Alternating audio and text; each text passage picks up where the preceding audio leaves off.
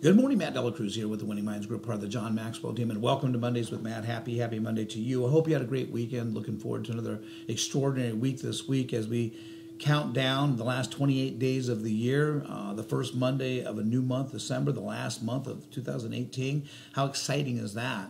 This is the time where you need to start thinking about bringing in this new year with a new you. And I've got a great quote for you to start. Don't know who it was. I just remember writing it down. Personal development is the belief that you are worth the effort, time, and energy to develop yourself. Personal development, the ability to develop yourself personally. So you think about, in order for you to have a great year next year, that means you have to change. When you get better, things get better, right? Don't wish for things to get better. Wish and pray that you get better. And we have that opportunity by doing personal development, developing ourselves personally, which really leads me into what I'm going to talk about today about the power of goals. You know, years ago, I remember when Zig Ziglar, he had mentioned this profound statement to me. He said, Matt, he says, don't start your year until it's finished.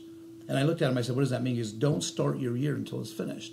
In other words, don't start January 1st until you have it in writing of what you want to be, do, or have, what you want to accomplish.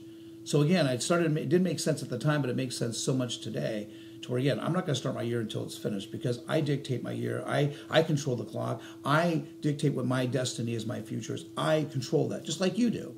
But if you don't have a plan, then you're going to fall into someone else's plan, and you're going to usually be distracted and not focused on the outcome that you're looking for. And so when I want to talk to you about today, because as you start thinking about this week is important as well, as you start planning and setting your goals. Yes, for these 7 areas of your life, but most importantly, you got to look at the level of goals that you're setting. There's level 1, level 2, and level 3 goal setting. A level 1 goal is simply this. You know how to do it. And this is what most people do. Most people their whole lives, they do level 1 goal setting. They're going to join a gym. They're going to lose weight. They're going to start a diet. They're going to pay off one of their credit cards. They're going to spend more time with their family. They're going to prospect more, increase their business, make more money. Level 1 goal. There's not much stretching. See, a goal has to be realistic, but it has to be believable, but it has to be better than your best. In other words, you got to stretch. It's kind of like a rubber band, right? A rubber band's only useful when it's used. It's stretched. It does nothing when it's not stretched. So you got to stretch yourself and stretch yourself outside of your comfort zone. Get out of that comfort zone in 2019. A level 2 goal is when you're stretching yourself a little bit more. A level 2 goal is you know how to do it, but you have to have everything lined up strategically in position. And a level 2 goal might be, I'm going to buy my first rental property. I'm going to open up my own business. I'm going to write a book.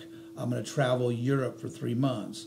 I'm going to start my own charity foundation. That might be a level 2 goal.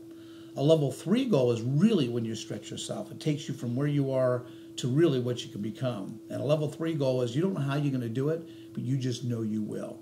And most of my life, I didn't realize I was doing level 2, level 3 goals to stretch myself personally and professionally to where I am today.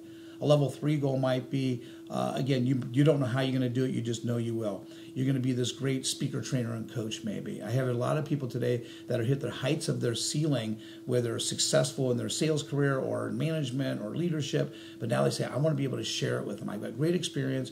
What do I do to go out there to become a speaker, trainer, and coach? That might be a level 3 goal for you. Steve Jobs had a level 3 goal. He was going to invent the iPhone. He didn't know how he was going to do it. He just knew he would. But you see, he couldn't tell you how he did it until after he did it. He wanted to change the way people bought and listened to music. He started iTunes, right? Think about that. Level 3 goal. I don't know how I'm going to do it. I just know I will. Jeff Bezos, who started Amazon back in 1995, he said, I'm going to change the way that people buy retail, and they're going to do it online. Amazon.com. Today, Jeff Bezos is the richest man in the world and now owns and runs a $1 trillion company.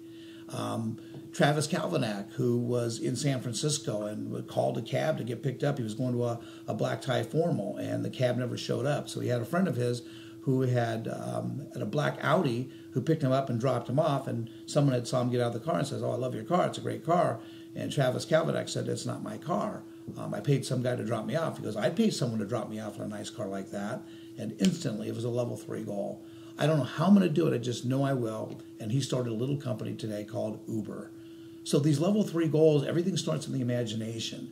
And most of us, when we get into the goal setting part, we stay in that realistic mode.